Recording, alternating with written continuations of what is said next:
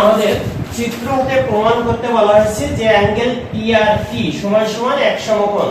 Angle PRT এক সমকোণ অর্থাৎ এটার মান 90 ডিগ্রি বা এক সমকোণ, সেটা আমাদের প্রমাণ করে দেখাতে হবে।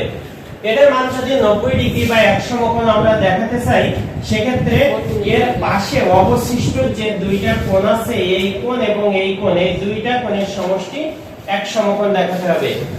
এই দুইটা কোণের সমষ্টি এক সমকোণ যদি আমরা দেখাতে পারি, তাহলে এই কোণের মানও আমরা 90 ডিগ্রি বা এক সমকোণ দেখাতে পারবো। প্রশ্ন আসতে পারে কোণ যুক্তিতে। আমরা জানি এক সরল কোণ সমান সমান 180 ডিগ্রি। যেহেতু তিনটা কোণ একই সরল রেখায় অবস্থান করতেছে বা একই বিন্দুতে অবস্থান করতেছে, এই জন্য এখানে এক সরল কোণ বা 180 ডিগ্রি কোণ আছে।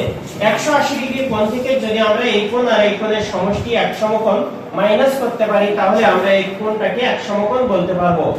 এই দুইটা কোণের মান এক সমকোণ নিয়ে আসার জন্য আমাদের প্রথমত কি করতে হবে, এই কোণ এবং এই কোণটা সমান দেখাতে হবে, অর্থাৎ এই কোণটা এবং এই কোণটা সমান দেখাতে হবে। এই দুইটা কোণ যদি আমরা সমান দেখাতে পারি, তাহলে এই কোণের পরিবর্তে আমরা এই কোণটা মান বসাতে পারবো। এখন এই কোণটা আর এই কোণটা সমান দেখাতে গেলে আমাদের দুইটা ত্রিভুজকে সর্বসম দেখাতে হবে। এই ত্রিভুজটা এবং এই ত্রিভুজটা যদি আমরা সর্বসম দেখাতে পারি, সেক্ষেত্রে আমরা এই কোণটা এবং এই কোণটা সমান দেখাতে পারবো।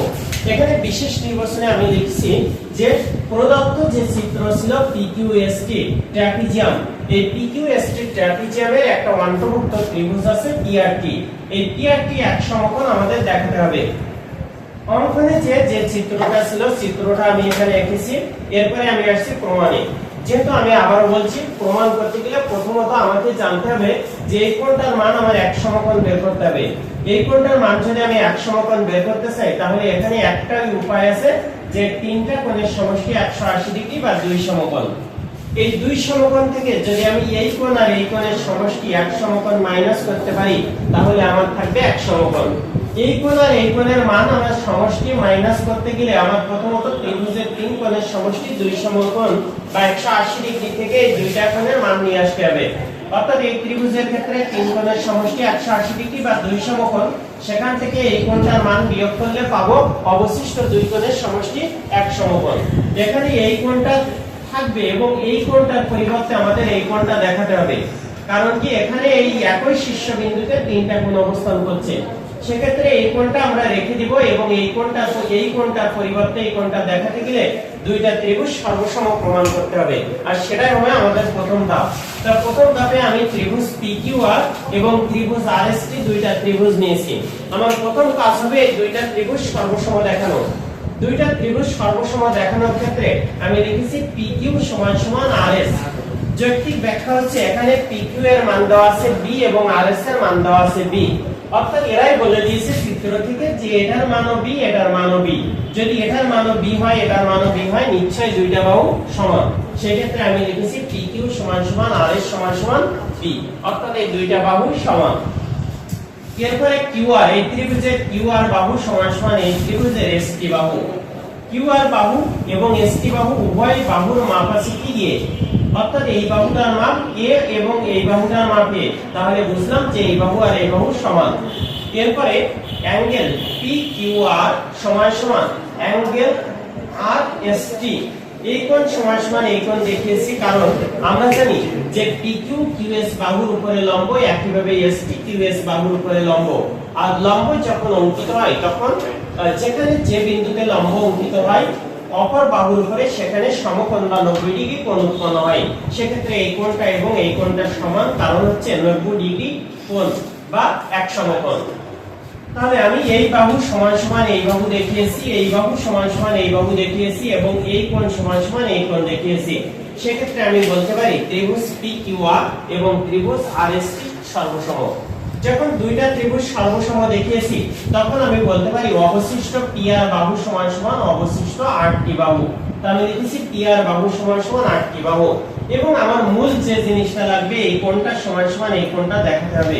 সেই দুইটা জিনিস, অর্থাৎ অ্যাঙ্গেল QPR সমান সমান অ্যাঙ্গেল QPR সমান সমান অ্যাঙ্গেল SRT দেখিয়েছি।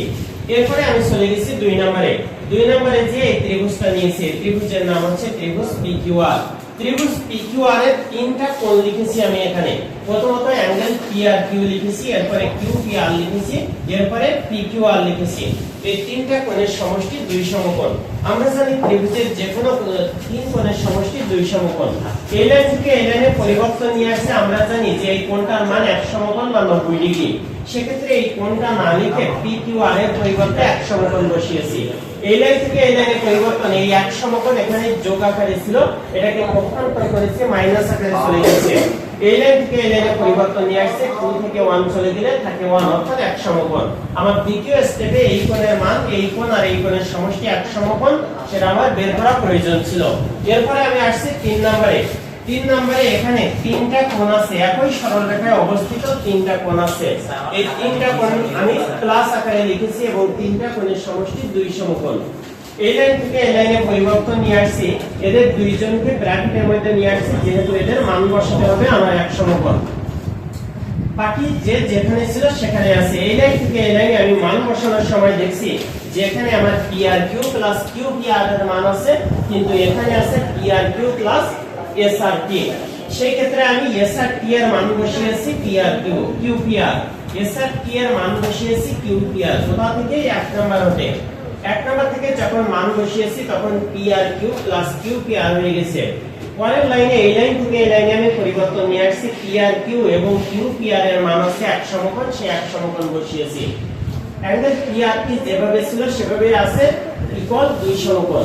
এই লাইন থেকে এই লাইনে পরিবর্তন, 1 সমকোণ এখানে প্লাস আকারে ছিল, এই পাশে যখন নিয়ে আসছে এটা মাইনাস আকারে চলে গেছে, অর্থাৎ 2 থেকে 1 চলে গেলে 1 থাকে, অর্থাৎ অ্যাঙ্গেল PRT সমান 1 সমকোণ।